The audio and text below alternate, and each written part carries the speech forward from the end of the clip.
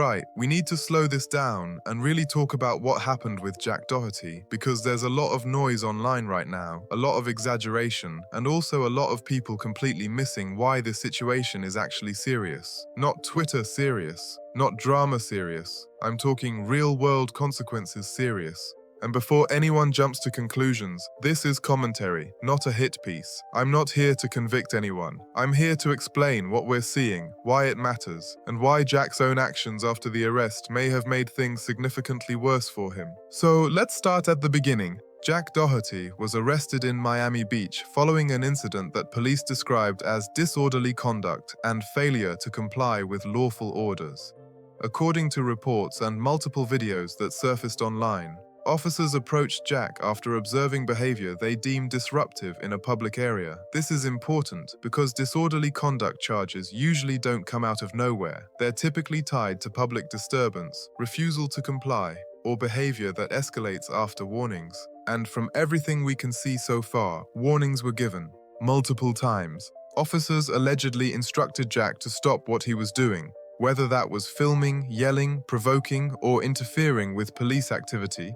That part depends on which footage you're watching. But the consistent detail across reports is this: he did not comply. That's where things shift legally. Because the moment an officer gives a lawful order and it's ignored, the situation stops being annoying influencer behavior and starts becoming a compliance issue. And compliance issues escalate fast. Eventually, Jack was placed under arrest. I'm good. I got him. Hey, yo, you don't want to go neither. Back up. I'm just saying I got it. Back up. Don't worry about it. Back up. Yo, back up. Yo. Chill. Go to the sidewalk now. Go to the sidewalk now. You want to go with him? I want to be fucking funny. Go to the sidewalk now. I want to be funny. Try to get on the street. On the fucking street. I know who the fuck you think. Now, here's something a lot of people don't understand.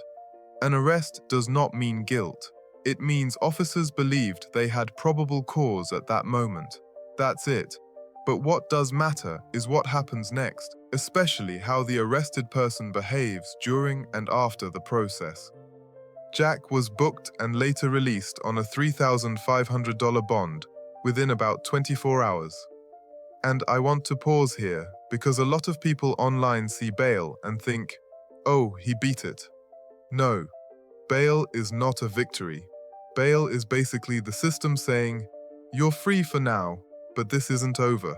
In fact, the period immediately after release is one of the most important parts of any case, because that's when judges, prosecutors, and sometimes probation officers are watching behavior very closely. And this is where Jack made a massive mistake. Instead of laying low, Jack immediately went back online and began posting content about the arrest. Not educational content, not reflective content, but mocking content. Because he's like, dude, when you answer the phone, it's like, we're getting a call from Miami County Jail. And then it says from, and it's like me in like a crying voice.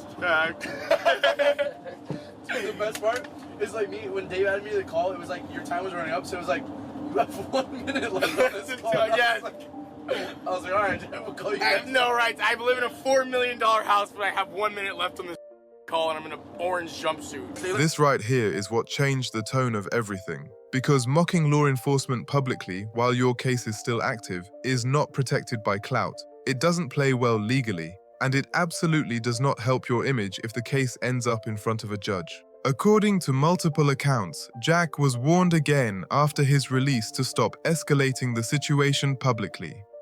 This wasn't random internet advice. These were real warnings. And despite that, the content continued. At that point, the situation reportedly reached the court system directly, and Jack was issued what's often described as a last warning, basically the system saying, this behavior ends now, or the consequences escalate. That matters, because courts are extremely patient until they're not.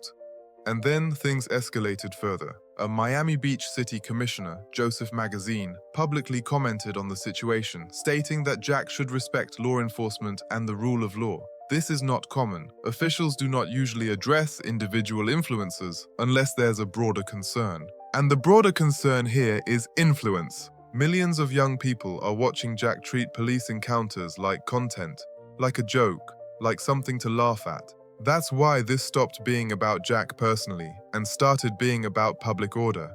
Then another clip surfaced. Best part is his security couldn't go to jail with him. That was honestly the worst part of jail. But honestly, there were people in there offering to be my security guard. So, hey, Dave, what were your thoughts while I was in there? This clip caused a lot of backlash for a reason. In it, Jack suggests that if his security guard had been with him, things would have gone differently. Whether he intended it this way or not, it came across as arrogant, like consequences only exist when protection isn't present. Statements like that can be interpreted as dismissive of authority, and when investigators are reviewing someone's conduct, that kind of attitude matters. It's not just what you do, it's how you talk about it afterward. And then Jack started talking about jail itself. This part is important, so listen carefully.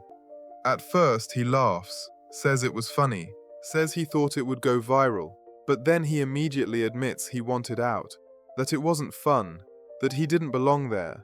And that moment exposes everything, because Jack's entire online persona is built around being fearless, untouchable, above consequences. But when the situation became real, the bravado disappeared. Now let's address the big question everyone keeps asking. What about the up to 7 years claim? This is where nuance matters. No, Jack is not automatically facing 7 years for one disorderly conduct arrest.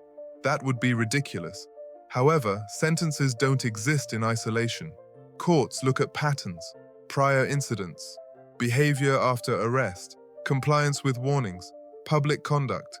If multiple charges are involved, if prior incidents are reviewed, if new violations occur while a case is active, then sentencing exposure increases. That's why lawyers always tell clients to stay quiet after arrest, because post-arrest behavior can absolutely influence outcomes. On top of this, Jack's past controversies are resurfacing. Allegations from former crew members, claims from ex-partners, accusations related to previous business ventures, including his involvement in managing online adult content platforms. Now let me be very clear, these are allegations, not convictions. But when authorities review someone's history, they don't ignore patterns. And Jack has a pattern. Repeated reckless behavior, repeated warnings, repeated escalation after being told to stop. That's what courts care about. And that's why people are also questioning the people around him, his security, his crew, the environment that keeps enabling this behavior. Because at some point, it stops being one bad decision and starts being a system. The public reaction has been intense. Some people want him punished. Others think he'll escape like always. Some think the system has already failed by letting it go on this long. Honestly, I understand all of those reactions. What makes this situation different is the tone shift.